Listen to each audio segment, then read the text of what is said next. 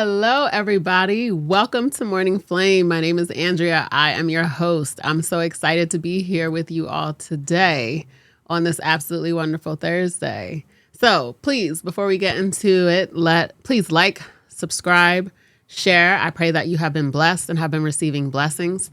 I want to lay the foundation as we start to talk about some different things. I am no expert.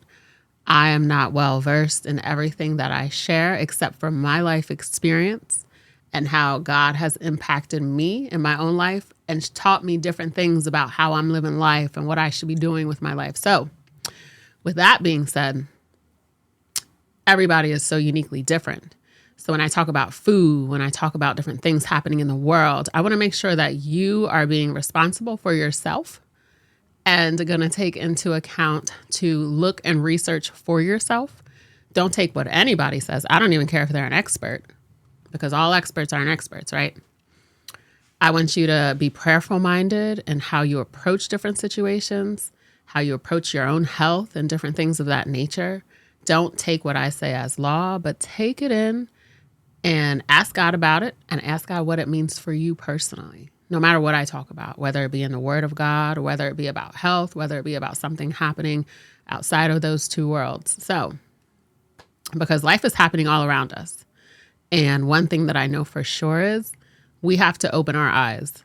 This whole woke culture is something that we all need to take part in. We all need to open our eyes and see what exactly our role is, looking to decipher truth from what's false, looking to ask more questions. Don't just take what you're hearing as law and as word, because things have changed over time, as we could see with the pandemic. How many things have this was this truth, and then this changed and that changed. So many things have changed.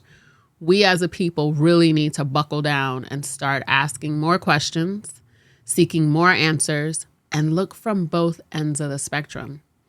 Don't just choose one side that feels good and sits good with you, but look at all angles of everything, all information that comes to you. Look at all angles. Ask God, your divine creator, who gave you all the intelligence that you will give you all the intelligence that you need to make decisions for your life, for your family's life. Do not take anyone's word as law. Run it through God.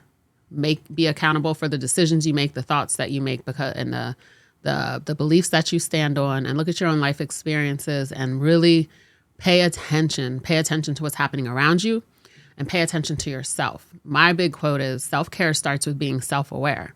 Once you're aware, when you look at yourself and your own life and your own health and how you're responding to life, people, places, and things, you can start to say, okay, this doesn't feel good. This doesn't sit well. This makes me feel anxious. This makes me feel happy. So it's on both sides too. So self-care starts with being self-aware. What is your response to the different things, the multitude of things that are happening from day to day? And then as you start to become self-aware with yourself and you start to make changes in your own life so that you can reach your highest potential, then when you start to see what's happening in the world, you'll have different perspectives, different views, and you will want to use your voice. I was one of those people who always thought, I'm not getting involved. This isn't, I'm over here with my life. Well, let me tell you, not getting involved is one of the most, if you have children, you're going to have grandchildren, they're going to have children and children and children and children for generations to come. So what's happening now, just like we all know, the decisions we make today can affect our tomorrow, will affect our tomorrow, whether for good or for bad. So we can't sit back and have a standoffish approach, disengaged with what's happening around us. And we have to go deeper than what meets the naked eye. We have to ask more questions. Why do certain things that just aren't really impacting our children and our future so heavily talked about in mainstream news, where there's other things that we just aren't hearing about, or we'll hear about it last minute or later in the end? So we just have to start asking more questions, look in different sources of news, and so much. Don't take what I say as law. Do research for yourself, and let's become a better people because of it, right? So First up for today, we're going to talk about my 2-week sugar fast that I did with 2 friends from work. And I will say that it has been an amazing experience. Listen, I've just been wanting to really purify my mind and trying to learn more about my soul, the very essence of who I am and how my mind, body, spirit, how they all connect. And I know that my thought process and my thinking and all these things are so directly related to food because, the digestive process is the most taxing process on the body. So, and then also the foods that we have impact how we think, impact our judgment. So different things, the foods that we eat. So there's so many different things with food that I said, you know what? Let me try a 2-week sugar fast because I could salivate just thinking about a Snickers bar. Whoo, I love me a Snickers bar. Who made the Snickers bar? We need to get them. So I remember watching, how Hershey came about, and I just thought, man, it's terrible. Milk and sugar. So anyway, so here we go. It's terrible, but it's so delicious. So with that being said, my 2-week sugar fast. So it started on April 13th, and it officially ends today. It was 2 weeks that 2 young ladies from work and I decided that we would not put any sugar in our body and just see what it was like, see what the impact was like. And I'll have to ask them. I did text them today. One girl just said, great, but she didn't really give any details about what any of the specifics regarding how not eating sugar for 2 weeks has either changed or she didn't notice the difference. She didn't really say much. So I'll have to ask her because I didn't even think about that for this video here. But for myself, I will say, now, let me be very honest. On my bestie's birthday, April 21st, I had me 2 cookies. And my, oh my, oh my, they were delicious. The first one was phenomenal. The second one was like mental, right? You ever eat mentally? I don't even really taste this thing. Let me tell you about her. Maybe I shouldn't put your healthcare business out there. I love you, girl. But yeah, she could barely taste. And I said it anyways. And she's still eating this stuff. Crazy woman. So, but with that being said, that was the 21st. And then 2 days ago, my daughter made these peanut butter cookies. And I literally went on a hunt to find them. I couldn't find them. She washed all the dishes, put everything away. I had to go on a literal hunt to find these cookies, but it wasn't like I had no taste issues. I couldn't smell the cookies. Everything was cleaned up, put away. I just remembered I saw in my head the cookies with chocolate chips, peanut butter chocolate chip cookies. And my body said, oh, just go downstairs and get a water bottle. I was lying to myself. Like, it was like the evil side of me said, go get the cookie. And the good side said, blame it on a water bottle. Who knows if I went upstairs with a water bottle or I went upstairs with a mouthful of cookies. That's for sure. And they were so good. They were delicious. So I didn't tell her that I did that. I just asked her like yesterday. I said, how are those cookies you made? And I was just asking her questions about the cookies. I don't know why, because I think I still, deep down inside, my subconscious wants more cookies. I feel like the Cookie Monster, eat more cookies. But okay. Get into the nitty gritty of it. 2 weeks, no sugar was phenomenal. I was less fidgety. I was more focused. I probably even left work a half an hour earlier than I typically do. Don't ask my coworkers because they'll be like, Andrea's here all the time. It's a mess. But anyway, so I didn't get to work earlier, but I woke up with lots of energy. I woke up not feeling like, okay, so on the 21st, the 22nd when I woke up, I felt like I got hit by a truck. Like I wasn't looking I didn't think anything was going to happen. I did eat the one cookie at like 9:30, but it was like almost right before bed. But I just felt so heavy the next day. I felt that cloudy feeling in my head. I felt very, fatigued and just tired, and I couldn't focus as well.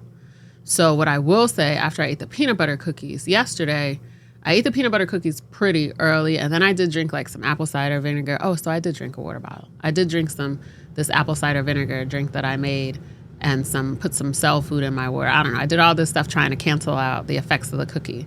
But I will say that I didn't have as much of that. Like, I just felt a little jittery and a little antsy, but I didn't feel how I felt when I ate the pumpkin cookies, which I will say they were freshly baked, home baked, and they were like these big cookies with like pumpkin cake type cookies with a strip of icing on them that was fresh homemade icing that we got from like a local farm area where they make this stuff delicious, the Amish country. It was so amazing. It was so tasty. And they were pretty big, and I had 2 of them. So with that being said, like, there's always other factors that can play while you might wake up not feeling good one day and that. So, but I will say that was a very distinct feeling that I had after I ate those 2 big pumpkin cookies. And of course, they didn't have any kind of nutritional information on those. And I thought, that's probably better. I'd rather not know. But like I said, and then the peanut butter cookies. So there were 2 days I cheated. And I don't beat myself up for it, right? Like, this is getting a new lifestyle. When I quit smoking multiple times, it took multiple times for me to actually quit smoking to really change my relationship with cigarettes versus like I need it. Just even how I said like, the Snickers bar. I feel the drool. Like, changing my relationship where now I see cigarettes, I don't see them like, oh man, like that's what I need to calm me down. I see cigarettes as like, I remember they felt really good, but I also remember I felt like I had something on my chest all the time. I felt I coughed, my teeth, my lips, like it just had so many negative impacts on me that I started to notice that more than I felt the benefits of smoking at that time. So my irritability went down. I woke up, hopping up out of bed. I felt very energetic because, mind you, when I was replacing sugar with like trail mix and things like that, picking out the M&Ms, absolutely. One time I think I accidentally ate a brown M&M because it probably looked like a raisin. But that was the only time I was like, is this chocolate or is it a raisin? So I don't know. But, and I always stay away from dried fruit that has sugar in it. I didn't eat like peanut butters and things of that nature. I did yesterday make homemade peanut butter granola bars, and I did taste it. And they do have peanut butter in them, which does have the refined and added sugar. So I will say that I guess you could say that's that, but it wasn't.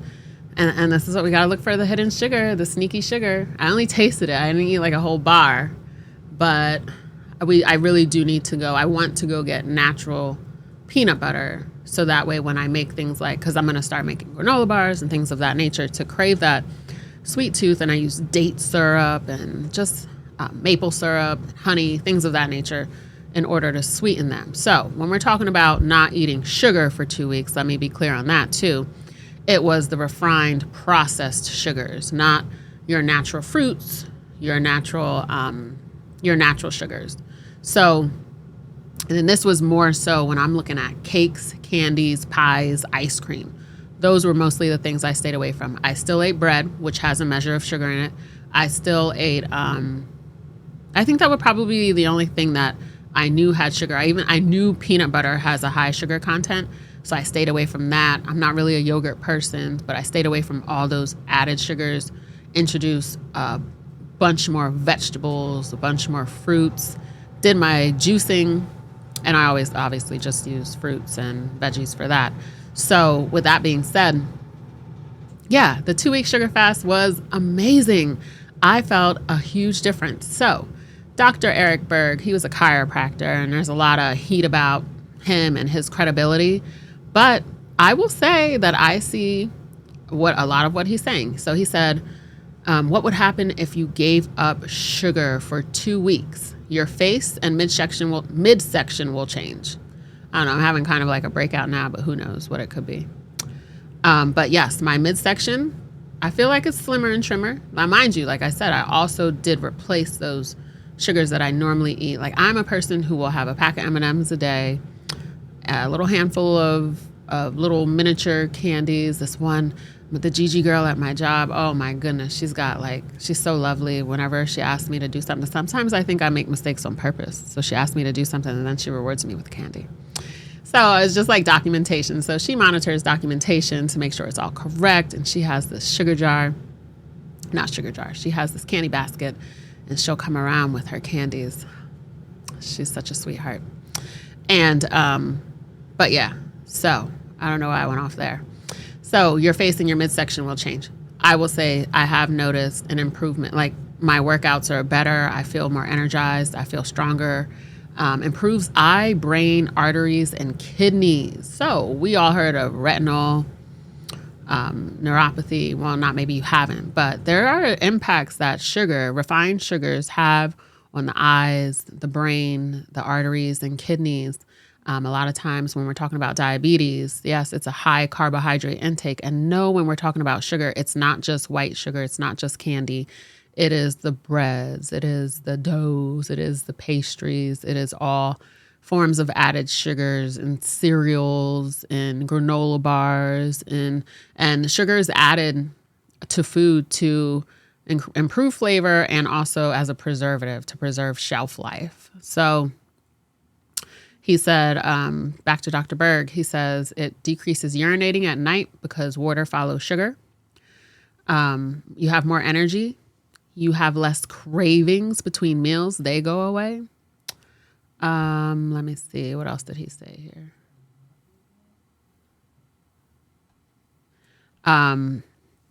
You have less inflammation, less pain, less stiffness. So I will say I will get like these cranks and things of that nature. And I didn't have any of those sensations over these past couple of weeks. Well, April 22nd, I felt like I got hit with a 2-ton house or something. It was a rough day. I felt terrible. You'll lose weight. Your skin will be better and it improves insulin resistance. So your body's more stabilized. You don't have these high spikes that, cause your body to have to push out insulin and things of that nature. Like I said, I'm no nutritionist, but looking at what this Dr. Berg said could happen if you gave up sugar for 2 weeks, what do you have to lose? So there's also a video that I want to show you, and it is it's a little TED Talk. And just talking about sugar. I think it's important for us to look at that. Okay.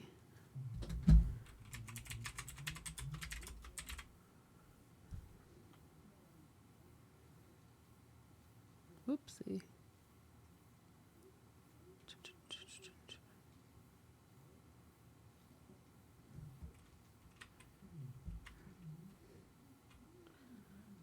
And this woman,